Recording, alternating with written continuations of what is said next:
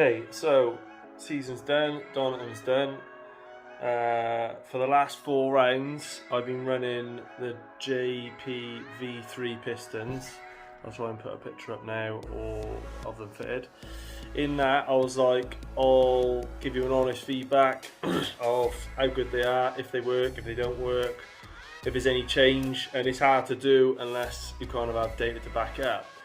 Now, unless you even running them back to back on a same day with a stock piston, it'd be hard to know if they're better, purely because if you ride in the morning with a stock piston and then you ride in the afternoon with a JP piston, you know, the temperature could be better, tyre wear could be better, track could be a lot better, you might have clear traffic, blah blah blah blah blah. So it's hard to put it in perspective of times, but as we've kind of gone through the rounds, we've realised that you can prove brake pad wear with them. So I was like, I'll measure it every round, before, after, take them out, have a look, measure the depths across the pad, because a lot of people struggle with brake pad wear. So every round I've kept a log of how many miles I've done, what lap times I was doing, or my PB for there, what the wear was, and yeah, so it is, to be fair, it is quite mental. I've got it all written down from all the rounds. I don't know if you can see that, it's probably all backwards. And I've kept the pads outside, inside, I've kept them in exactly the same place for 4 rounds. And I haven't done anything apart from clean the caliper, took them out, measured them, I put them back in. That is it. I haven't touched them at all. So I mean, you can still see they got a fair bit of meat on, and I haven't swapped them across. That is, on my kid's life, the same pads in the same side of the calipers for 4 rounds, and we're doing good lap time. So like Brands Indy 48.4s, Alton 145, but that was endurance, so that's pretty steady. Cadwell 133.8 and Donington GP 136, which we've just come back from, which is arguably probably got the last half of the lap is the hardest 3 braking corners or in a row of any circuit in the UK. So over the 4 rounds I've done 894 miles total, and over them 4 rounds I've only used 0.84. I haven't even used a millimetre of pad over 4 rounds, and that is ridiculous. It's even wear across the pads. Like I said, I've got them in front. It's not like I'm hiding them. They are identical wear. There's no slope wear on them. I know a lot of people are going out and they're coming in and their pads are like wearing on the piss and all sorts. But to be fair, they're wearing even. Like it is. You almost, I wouldn't. If someone said to me after nearly 1,000 miles they won't even use a millimetre of pad wear. These are the SBS dual sintered as well, so they are the expensive ones. But as you can see, after 4 rounds I've not even used a millimetre.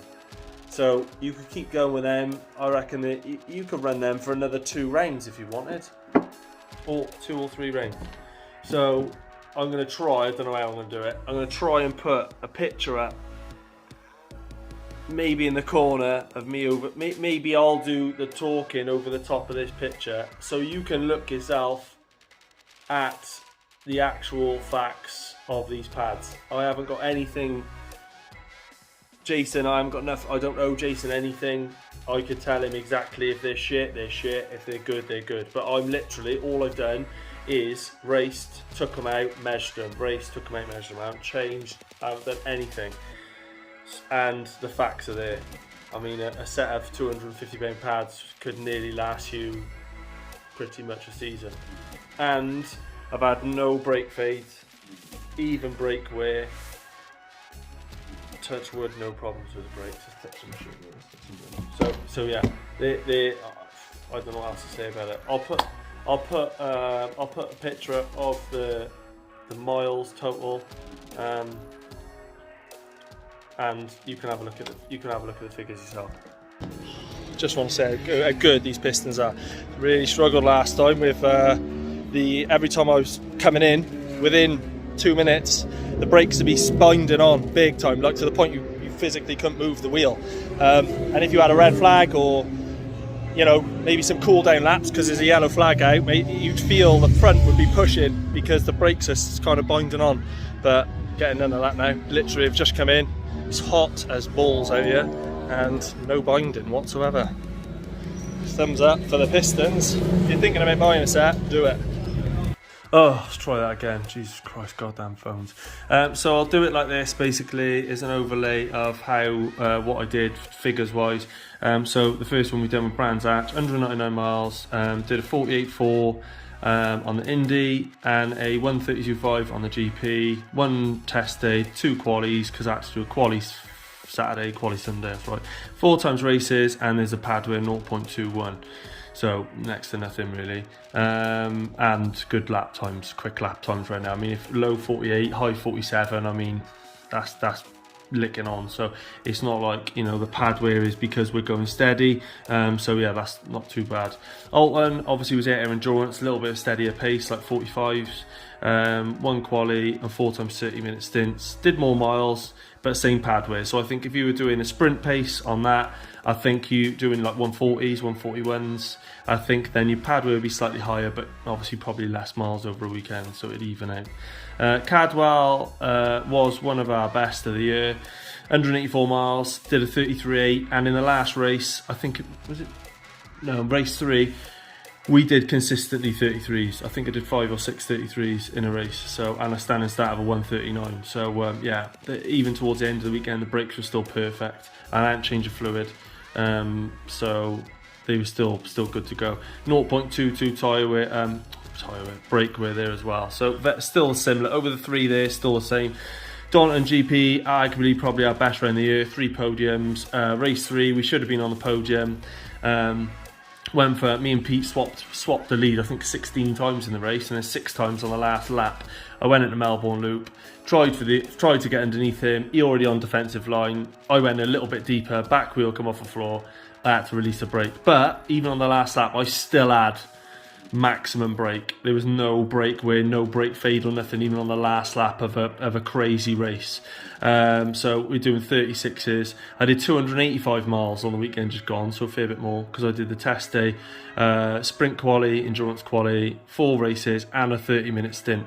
So yeah, like I said, even at the last lap of the weekend, the brakes were still perfect, and stupidly enough, again, the same way. You couldn't even write it, honestly. So 894 mile total over the 4 rounds, 0.84mm total wear. So they have got even wear, and I mean, there they are. So like I said, I've kept them in the same orientation of the caliper, same caliper sided.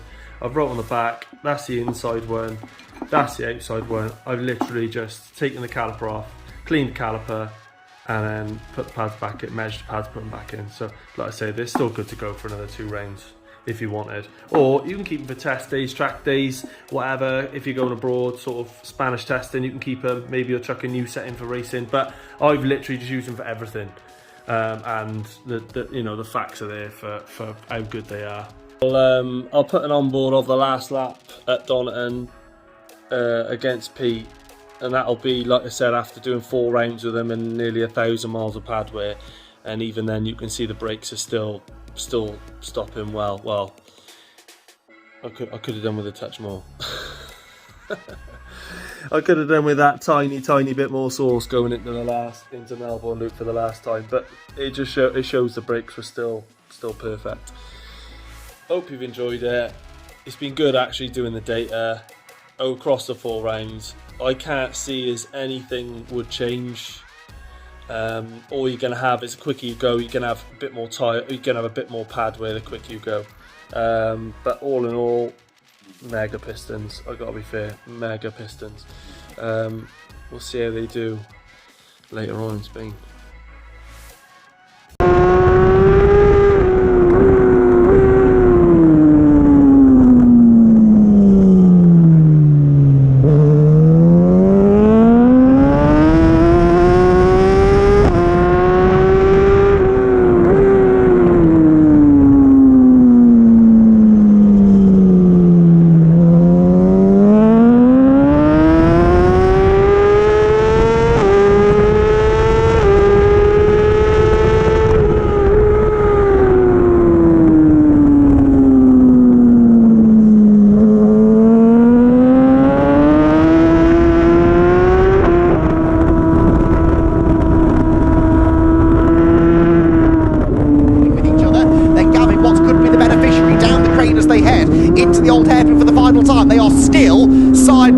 inside, and that looked as though perhaps Peter Eccles just ran a bit wide. I think he went through on the inside of the old hairpin, but then ran wide on the exit, so Williams has gone back through. Eccles, though, is back on the inside line again into the right-hander of McLean and gets the lead back. That's at least 3 lead changes, and we've still got half a lap to go into Compass Corner for the final time. Williams hunting around on the inside line. Paul Barker is almost with them now, 4 of them absolutely together as they head for the exhibition straight. 3 more corners to go. You can overtake into all 3 of them.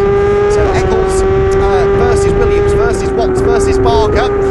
Bit of traffic up the road as well. I'm hoping they're not going to catch that before the flag. Here they come. Eccles leader, Williams in second. Barker is right on the tail of the third place runner, but it is for the race lead. We need to focus because Williams has thrown it up the inside into the Melbourne hairpin, but he can't stop. He goes straight on. Almost falls off completely. He's on the grass, is Andrew Williams, and Peter Eccles goes back into the lead. Paul